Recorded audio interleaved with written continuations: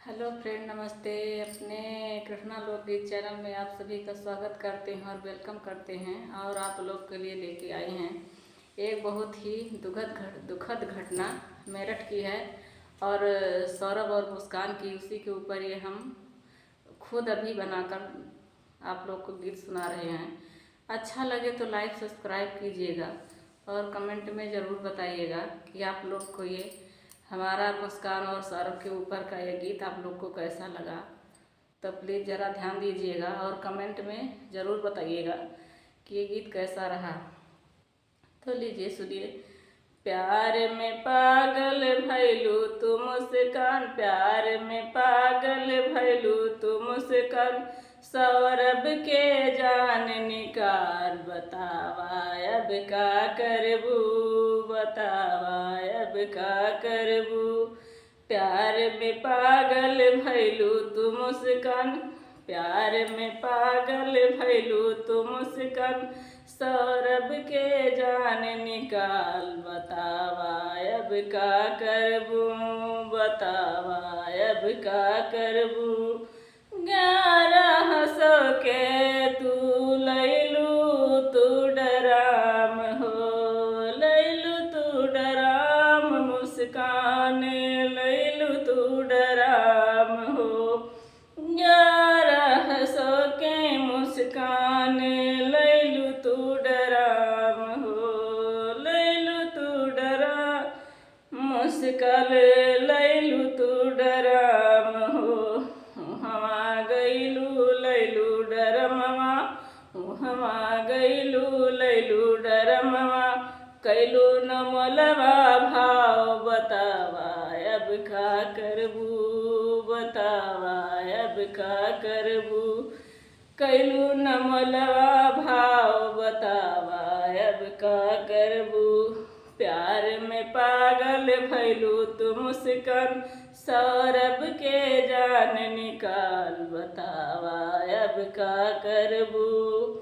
बाबू माई के मर्जी से भैल रहे शादी, भैल रहे शादी, सौरभ भैल रहे शादी।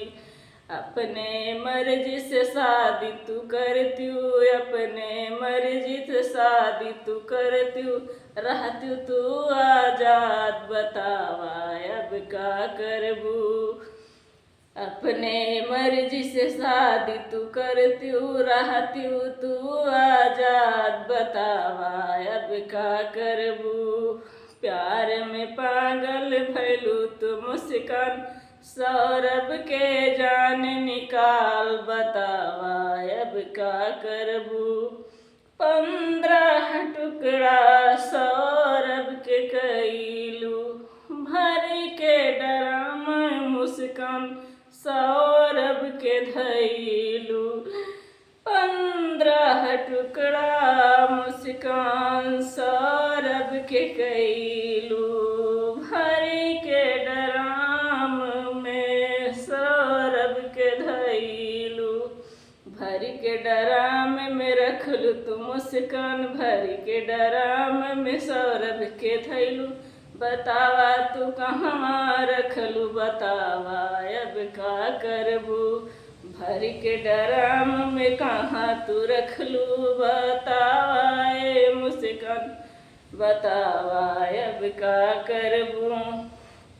प्यार में पागल भैलू तू मुस्कान, प्यार में पागल भैलू तू मुस्कान, सौरभ के जान निकाल, बतावा अब का करबू।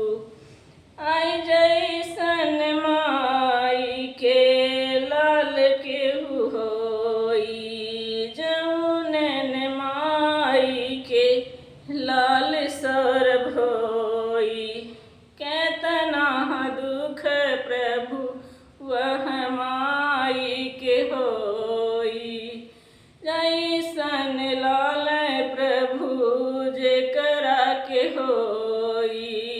केतना दुख भगवन वह माई के होई। ऐसन पतोह केहू के ना मिले, ऐसन घरवाली केहू के ना मिले, चाहे रहे लड़का कुंवार, बतावा अब का करबू, बतावा अब का करबू।